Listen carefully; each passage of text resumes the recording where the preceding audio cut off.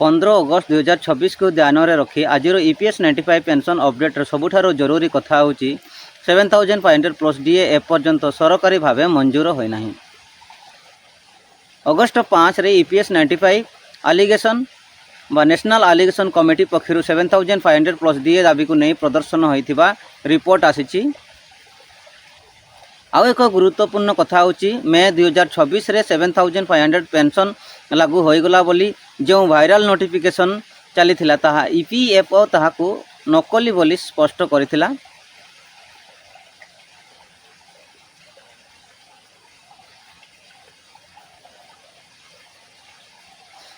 EPS 95 pension 7500 plus DA व 15 अगस्त 2026 रो बड़ो update. नमस्कार दर्शक बंधु, EPS 95 पेंशनर्स मानक पई आजिर वीडियो गुरुत्वपूर्ण कारण दीर्घ दिन धरी चली गोटे बड़ दाबी होची नूतन EPS 95 पेंशन 1000 बढ़ी 7500 हेबो बोली आशा करा जाउची कि एवं ता सहित डियरनेंस अलाउंस मिलिबो कि। आज 15 अगस्त 2026 रे एही प्रसंग रे कोन अपडेट आसीची बा रहिची ताहा अगस्ट 5 रे प्रदर्शन पर सरकार उपर चाप बढ़ी कि एवं सबुठारो बड़ प्रश्न 7500 प्लस डीए दाबी केबेठारो मिलिबो। एही सबु प्रश्नर सरल एवं तथ्यभित्तिक उत्तर आजिर वीडियो रे जानिबा, तेणु वीडियोटी को शेष पर्यंत निश्चय देखंतु।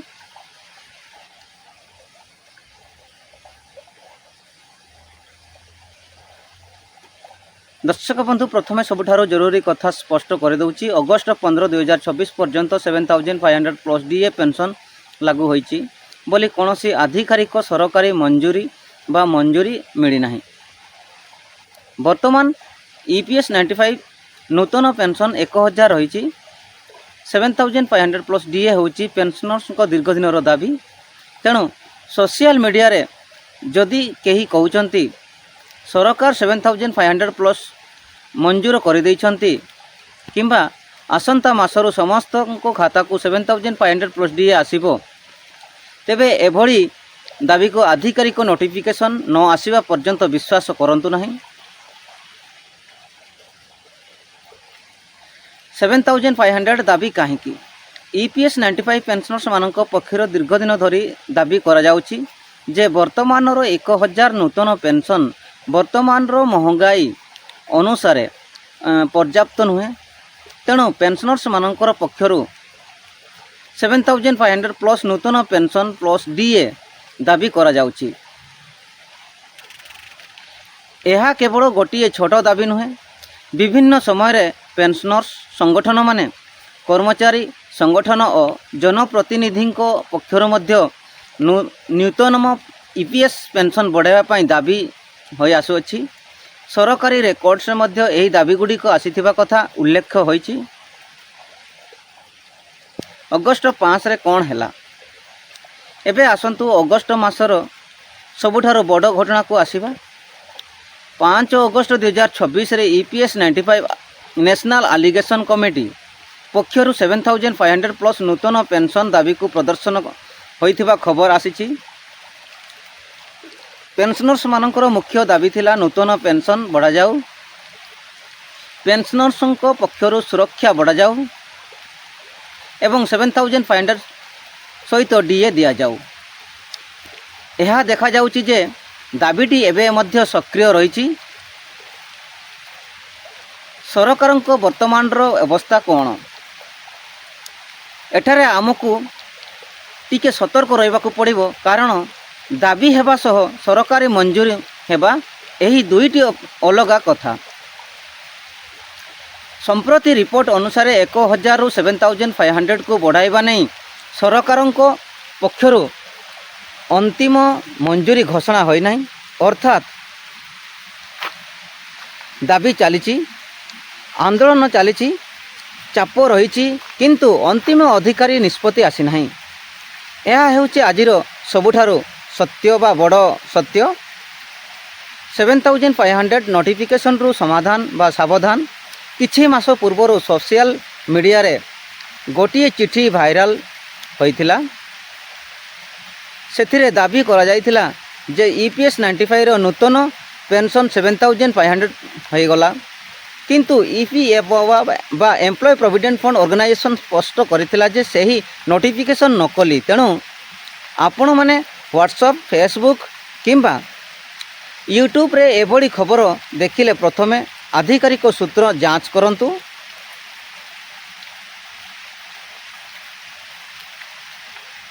ଏବେ ଆସିବା DA ପ୍ରସଙ୍ଗକୁ।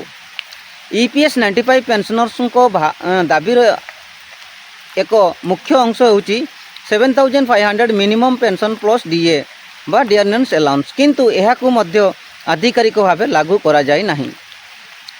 ଏଠାରେ ଆଉ ଗୋଟିଏ ଜିନିଷ ମନେ ରଖନ୍ତୁ, ସେଣ୍ଟ୍ରାଲ ଗଭର୍ଣ୍ଣମେଣ୍ଟ ଏମ୍ପ୍ଲୟିଜ୍ ଓ ପେନ୍ସନର୍ସ ପାଇଁ DA ବା DR ଅଲଗା ନିୟମରେ ନିର୍ଦ୍ଧାରିତ ହୁଏ। ଏପ୍ରିଲ 2024ରେ କେନ୍ଦ୍ର ସରକାର ସେଣ୍ଟ୍ରାଲ ଗଭର୍ଣ୍ଣମେଣ୍ଟ ଏମ୍ପ୍ଲୟିଜ୍ ଏବଂ ପେନ୍ସନର୍ସ ପାଇଁ DA ବା DRରେ 2%ର ବୃଦ୍ଧି ମଞ୍ଜୁର କରିଥିଲେ। ଏହା ଜାନୁଆରୀ 1, 2024ରୁ ପ୍ରଭାବୀ ହୋଇଥିଲା। କିନ୍ତୁ ଏହାକୁ ସିଧାସଳଖ EPS 95 ମିନିମମ୍ ପେନ୍ସନ୍ ଉପରେ DA ମଞ୍ଜୁରୀ ହେଲା ବୋଲି ଧରିନେବା ଠିକ୍ ନୁହେଁ। 7500 ହେଲେ କ'ଣ ହେବ?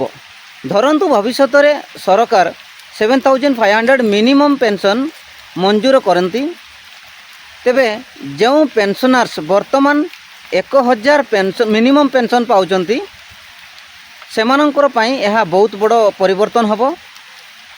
କିନ୍ତୁ ମୁଁ ପୁଣି କହୁଛି, ଏହା ବର୍ତ୍ତମାନ କେବଳ ଦାବି ଏବଂ ଆଶା।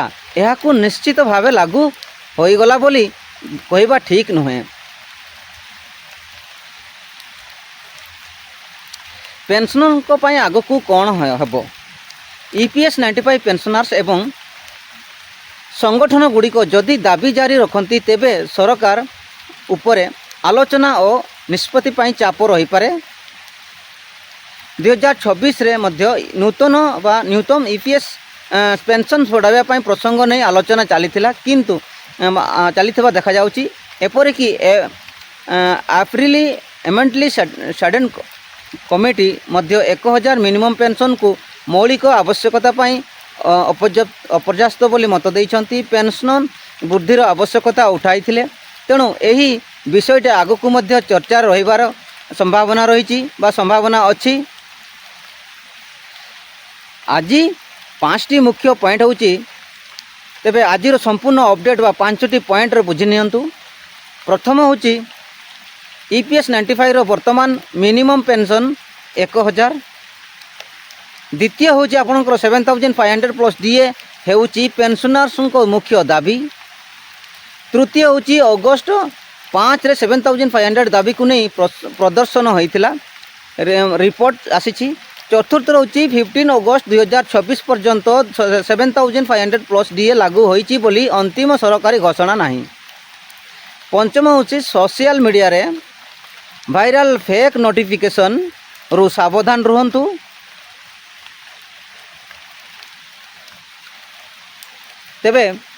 ତେବେ ବନ୍ଧୁମାନେ, ଆଜି 15 ଅଗଷ୍ଟ 2024ର EPS 95 ପେନ୍ସନ୍ ଅପଡ଼େଟ୍ରେ ସାର କଥା ହେଉଛି 7500 ପ୍ଲସ୍ DA ଦାବି ଏବେ ମଧ୍ୟ ଜାରି ରହିଛି। ଆନ୍ଦୋଳନ ଓ ଦାବି ମଧ୍ୟ ଚାଲିଛି, କିନ୍ତୁ 7500 ପ୍ଲସ୍ DA ଲାଗୁ ହୋଇନାହିଁ ବୋଲି ଏପର୍ଯ୍ୟନ୍ତ ଆଧିକାରିକ ମଞ୍ଜୁରୀ ଆସିନାହିଁ। ସରକାରଙ୍କ ତରଫରୁ ଯେତେବେଳେ କୌଣସି ଅଫିସିଆଲ ନୋଟିଫିକେସନ୍ କିମ୍ବା ଫାଇନାଲ୍ ଡିସିସନ୍ ଆସିବ, ସେତେବେଳେ ହିଁ ପ୍ରକୃତ ରାଶି, ଇଫେକ୍ଟିଭ୍ ଡେଟ୍ ଏବଂ ଇଲିଜିବିଲିଟି ବିଷୟରେ ନିଶ୍ଚିତ ଭାବେ କୁହାଯାଇପାରିବ। ତେଣୁ ଏଭଳି ପେନ୍ସନ୍ ଅପଡ଼େଟ୍ ପାଇଁ ଆମ ଚ୍ୟାନେଲକୁ ସବସ୍କ୍ରାଇବ୍ କରନ୍ତୁ। ଭିଡ଼ିଓଟି ଭଲ ଲାଗିଥିଲେ ଲାଇକ୍ କରନ୍ତୁ। ଆପଣଙ୍କ ପରିବାର କିମ୍ବା ପରିଚିତଙ୍କ ମଧ୍ୟରେ EPS 95 ପେନ୍ସନ୍ ବା ପେନ୍ସନର୍ସ ଥିଲେ ଏହି ଭିଡ଼ିଓଟିକୁ ସେୟାର କରନ୍ତୁ ଏବଂ କମେଣ୍ଟରେ ଲେଖନ୍ତୁ 7500 ପ୍ଲସ୍ DA ଦରକାର। ମୁଁ ଆପଣଙ୍କ ମତାମତ ନିଶ୍ଚୟ ପଢ଼ିବି। ଜୟ ହିନ୍ଦ, ବନ୍ଦେ ମାତରମ୍।